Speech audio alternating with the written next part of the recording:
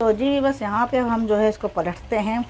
Fish हमारी एक side से होना शुरू हो गई है, देखें आप कलर जो है इसका चेंज हो रहा है। तो जी जनाब ये आप देख सकते हैं कलर इसका चेंज होना शुरू हो गया है और मसाला भी माशाल्लाह बहुत अच्छे से बैठ गया है।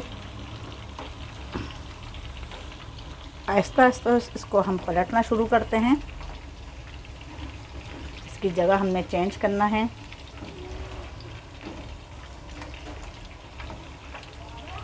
तो जी जनाब ये आप देख सकते हैं अच्छे से जो है मसाला इसमें बैठ चुका है और फ़िश जो है फ्राई होना शुरू हो गई है। इसका कलर देखें गोल्डन ब्राउन शुरू हो गया है होना।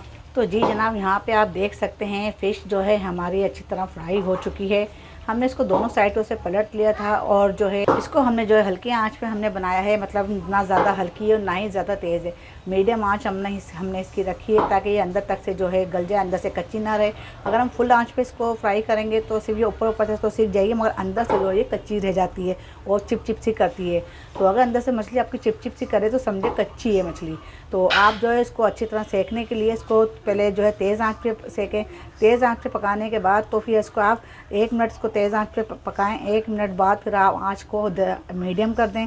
फिर मीडियम के बाद आप इसको जो है मीडियम पे पकने दें और फिर जब निकालने की बारी आए इसको प्लेट में सर्व करने की तो फिर आप आंच को 1 मिनट के लिए तेज़ कर दें और तेज़ करके फिर इसको चूल्हे को फिर आप लो कर लें। लो करके फिर आप इसको निकाल लें। उससे ये होता है कि आपकी फ़िश जो अच्छी तरह से पक चुकी होती है और अच्छी तरह से पक जाती है, फिर आपको जो है फिर मज़े लेके आप खाएं। तो जी हाँ यहाँ पे हम सोच रहे हैं हम निकाल लें फ़िश को। फ़िश जो है हमारी अच्छी खासी हो चुकी है। तो चलें जी निकालते हैं। तो चलें जी अब हम इसको चूल्हे की आंच को करते हैं हल्की, क्योंकि हमने जो है आंच तेज़ कर ली थी। आंच तेज़ करके इसको हमने थोड़ा देर पका लिया। उससे ये होता है कि फिर आपकी फ़िश जो है थोड़ी कुरकुरी सी और मज़ेदार सी बनती है। तो चलें जी यहाँ पे हमने फ़िश रखना शुरू कर दी है। बड़े मज़ेदार सी फ़िश।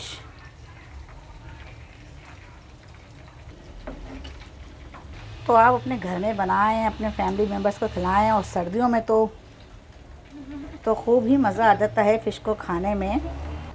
एक एक करके हमने सारी फ़िश निकाल ली है।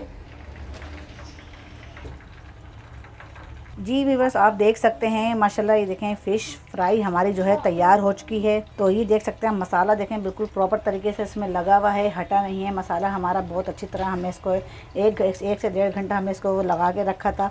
तो अगर आप 2-3 घंटे रखेंगे तो इससे और अच्छी यानी कि इसकी वो मैरिनेट हो जाएगा अच्छी तरह ये। तो आप इसको जो है मसाला लगा के, और अगर आपको जल्दी है तो आप जल्दी भी बना के खा सकते हैं। 1 घंटा स्टे दे सकते हैं इसको। एक घंटा स्टे के बाद फिर आप इसको फ्राई कर सकते हैं। तो मसाला जो मैंने लगाया इसके इंग्रेडिएंट्स आप याद रखिएगा, बहुत अच्छा मसाला है ये, घर के मसाले हैं ये, कोई हमने बाहर का मसाला यूज़ नहीं किया। बहुत ज़बरदस्त बहुत यूनिक मसाला है और बहुत ही मज़ेदार और अच्छी सी फ़िश बनी है ये। अंदर तक से देखें आप गल गई फ़िश। मैं आपको तोड़ के दिखाती हूँ, थोड़ी गर्म है ये देखें। देखें पूरे अंदर तक से ये बिल्कुल खुश्क हो रही है। अगर आपको इसमें चमक या पानी वानी से कुछ नज़र आए तो समझें फ़िश हमारी कच्ची है, लेकिन फ़िश हमारी बिल्कुल खुशक है, बिल्कुल ड्राई है, पानी बिल्कुल भी नज़र नहीं आ रहा है। तो फ़िश हमारी अच्छी तरह से गल चुकी है और बहुत मज़ेदार सी फ़िश बनी है। और आप लोगों ने मेरी इसका जवाब नहीं दिया कि मुझे जो है मानो के बारे से हवाले से मैंने आप लोगों को जो है पूछा था कि मानो को मुझे लेके आना चाहिए अपनी रेसिपीज़ में क्या नहीं। तो आपने इस बात का कोई जवाब नहीं दिया। तो आप लोग मुझे इस बात का जवाब दें कि मानो को मुझे अपनी रेसिपीज़ में लाना चाहिए क्या नहीं। आप लोग मानो से बातें करना चाहते हैं क्या नहीं। तो अगर आप लोग मानो से बातें करना चाहते हैं, मानो से मिलना चाहते हैं तो मुझे ज़्यादा से ज़्यादा कमेंट्स करें। कमेंट्स करके मुझे बताएं तो फिर मैं अगली रेसिपी में ज़रूर मानो को अपने साथ लेकर आऊँगी। तो अगर आपने मेरे चैनल को सब्सक्राइब नहीं किया है तो सब्सक्राइब कर लें, लाइक नहीं किया है तो लाइक कर लें और कमेंट्स बॉक्स में अपना कमेंट्स ज़्यादा से ज़्यादा छोड़ें, और ताकि मुझे मेरी हौसला अफजाई होती है आपके कमेंट्स पढ़ के। तो फिर मिलते हैं अगली रेसिपी के साथ, तब तक के लिए अल्लाह हाफिज़।